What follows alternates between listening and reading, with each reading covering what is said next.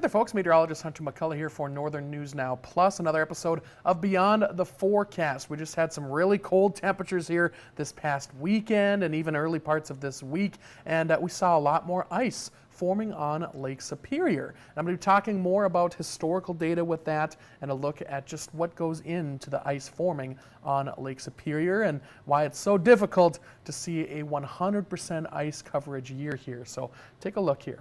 Hey there folks, Meteorologist Hunter McCullough here for Northern News Now. Today's episode of Beyond the Forecast is going to be diving into all things Lake Superior ice, looking at our current ice coverage, past data here, historical data when it comes to our ice on Lake Superior. So, interesting fact here. Let's talk current stuff right now. So 8 days ago, January 19th, 2026, important to note that the timestamp here today is January 27th, 2026. So this is all current data as of today. Anyway, 8 days ago, January 19th, 2026, 6.05% of the entire lake was covered with ice. Not a whole lot, you know. It's actually a little bit below average for that time of year anyway. But then we quickly, with this past kind of cold spell, we really saw a jump. And it might not look like much maybe, 30.12% as of yesterday, January 26th. But here's the thing, is that water has a very high specific heat, is what it's called. Meaning that it takes a lot of energy to either raise or lower the temperature of water. And so the fact that even just in a couple of days of these really cold temperatures, it was really cold, that we saw that much ice growth, that's pretty impressive, honestly, for Lake Superior. So water has a very high specific heat compared to other liquids.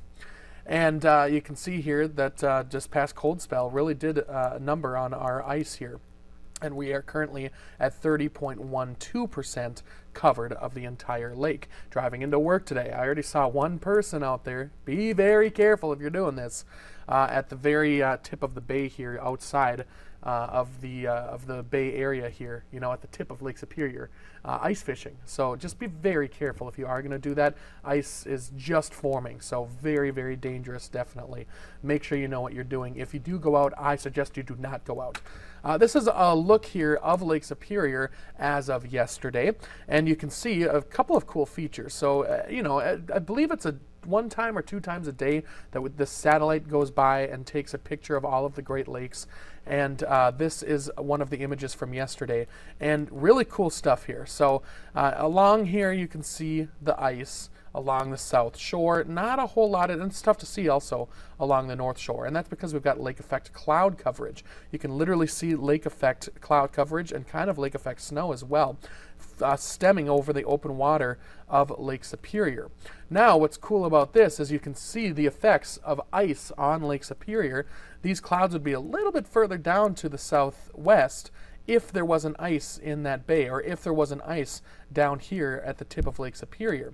And so once the ice forms, lake effect shuts off. Once there's ice, there's no access to that moisture from the lake. And so you can see that there's no clouds over that area because there's really no moisture available, because there's a whole lot of ice in that area. But once you move over the open waters of Lake Superior, same thing down here, over here, you can see that there is lake effect cloud coverage and maybe even lake effect snow within those snow showers. We don't have a radar image of this area right now, so we don't know for sure if it's snowing, but there is a good chance that we could be seeing some precipitation yesterday under those clouds. Anyway, you can see in this image the tip of Lake Superior, where we see that ice forming right here in Duluth, and along the south shore down towards the Chequamegon Bay, up into the peninsula up that way, and then going up down into the other portions of the south shore, into the snow belt, seeing all of that ice forming. So pretty darn cool to actually see what we are talking about in a satellite image. It's tough in the winter to get a completely clear Lake Superior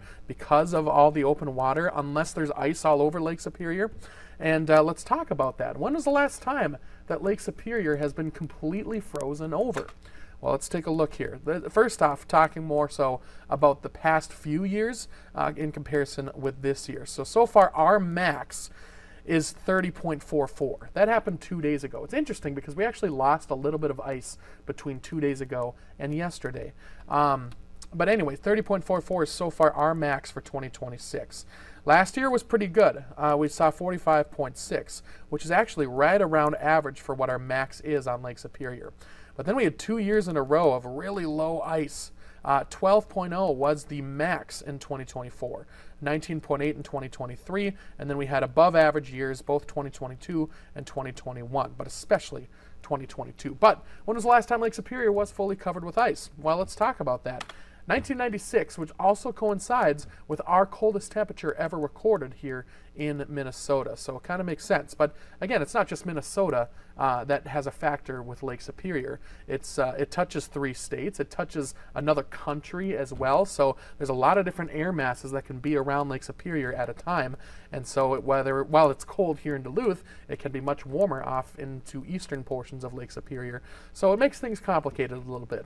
1996 is the last time that it was 100% covered with ice. Have we been close? We sure have. Over 90% in some other years. 2003, 2009, 2014, 2015, and 2019 as well. So we saw quite a bit of ice in those years since 1996. So how often do we usually see Lake Superior completely covered with ice? Well, it's about once every 20 years. So we are due to see Lake Superior completely covered with ice at some point. And like I mentioned, we have been close a few years back in those 5 years that I mentioned. So whether we see that again here in the near future or not, whether we see that this year, probably not likely, but we could still see some colder temperatures, another cold snap perhaps in February. We'll have to see what happens as we go. But when do we typically see our coldest temperatures? Usually late January, early February. But when do we see the max ice coverage on average? Well, this is a map throughout the year of the ice coverage. You can see the red line here